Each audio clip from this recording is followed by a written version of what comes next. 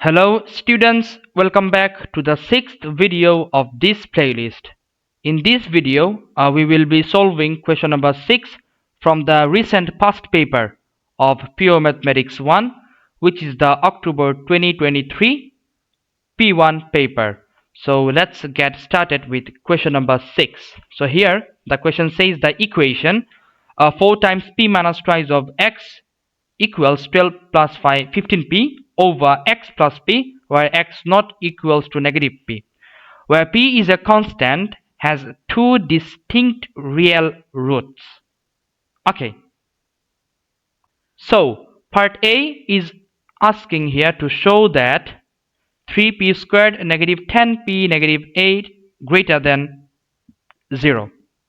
Okay, so we need to show that. Okay, so let's simplify the given equation, and then we will make some deductions based on this fact, two distinct real roots. Okay, so for part A, what we will do is that we will multiply both sides. We will do the cross multiplication.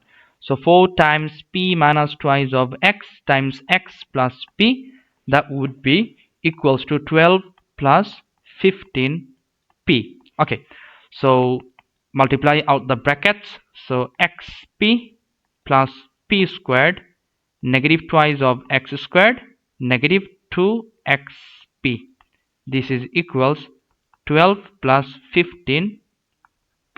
Okay, so now multiply the brackets again. So 4xp plus 4p squared negative 8x squared negative 8xp, this is equals 12 plus 15p.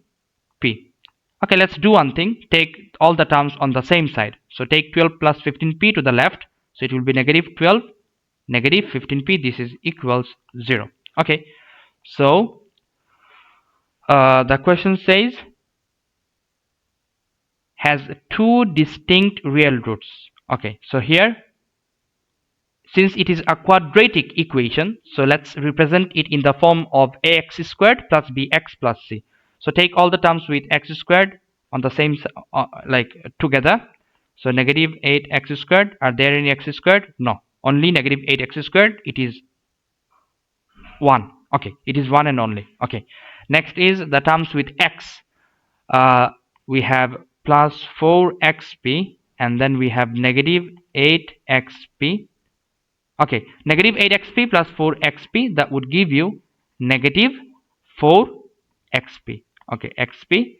And are there any other terms with x? No. So this is just negative xp, and then all the terms are constants. That is 4p squared negative 15p negative 12 equals to 0. Fine. Now multiply both sides by negative 1 so that we can get the x equation in the form of ax squared plus bx plus c.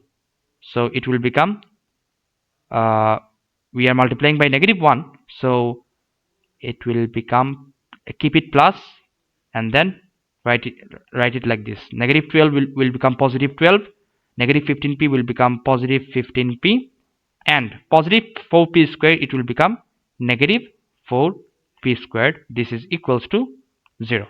Okay, now the fact is two distinct real roots. For two distinct real roots, we know that this equation is what? This equation represents the points of what? Okay, this equation, the question says this equation has two distinct real roots. So b squared, the value for the discriminant, it will be greater than 0. Okay, so since it's greater than 0, so what is b there? It is 4p whole squared, which is 16p squared negative 4 times 8, which is 32, times what? C. C is here 12 plus 15p minus 4p squared, this is greater than 0. Okay, so multiply out the brackets, we got an inequality. So 16p squared negative 32 times 12, so 32 times 12, that would give you 384, negative 384, and then negative 32 times 15, it will give you negative 480. Negative 32 times negative 4, this will give you plus 128 p squared, which is greater than 0. Okay, fine. Now we can simplify it. 128 plus 16, it will give you 144 p squared. I think I have missed something. It will be negative 480p. I have missed the p. Okay, so then negative 480p and negative 384, this is greater than 0. Okay, so let's have a look on the given inequality. They have 3p squared, negative 10p, negative 8. Okay, so what we can do is that we can divide both sides by 48.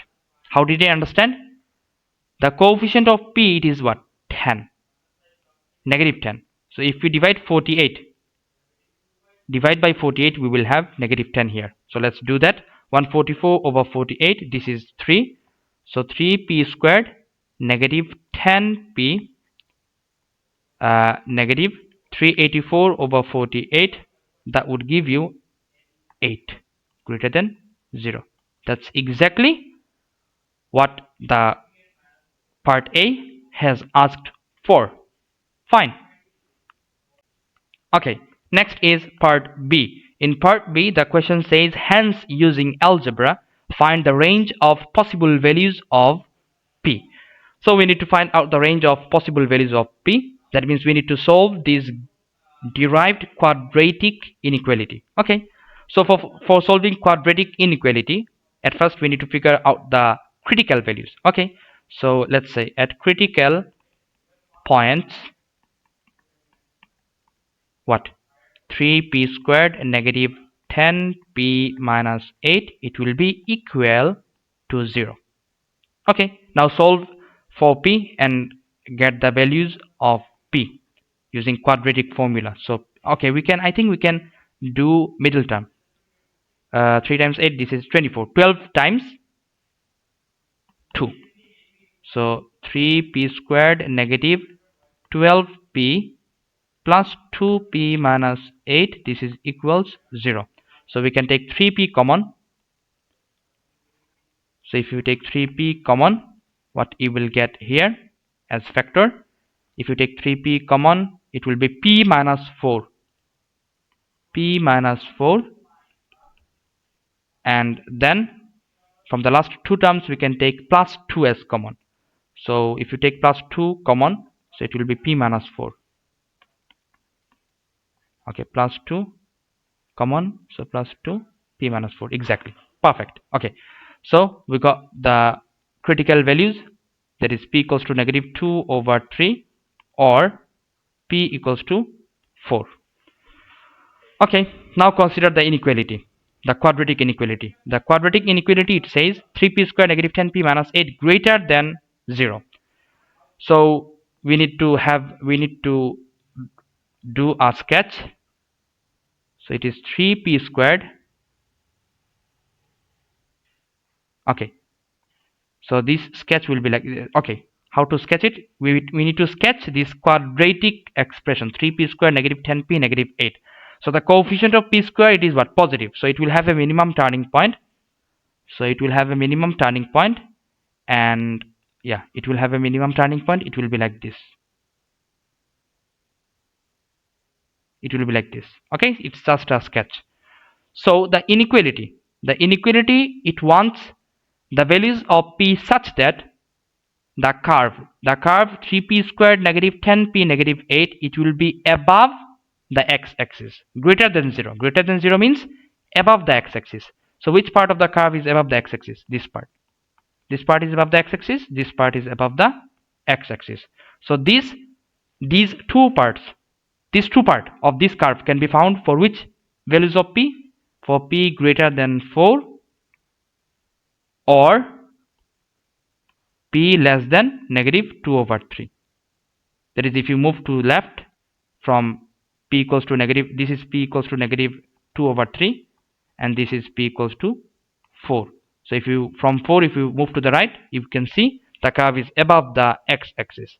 So possible values of p is what?